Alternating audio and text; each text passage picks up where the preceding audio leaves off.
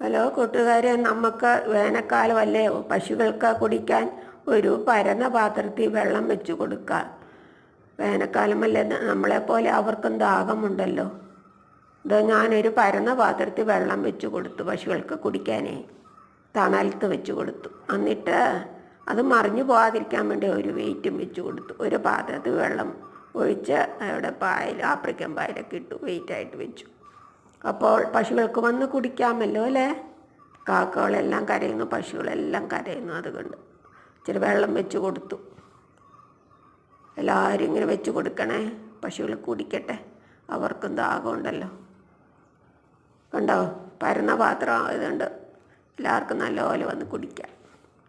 തണലത്ത് ഒരു മാവിൻ്റെ തണലുണ്ട്, അവിടെയാണ് വെച്ചേക്കുന്ന. മാവിൻ്റെ നിഴൽ വരുമ്പോൾ തണലുണ്ട്, മരങ്ങളുടെയൊക്കെ ചൂട് ചേർത്തേ.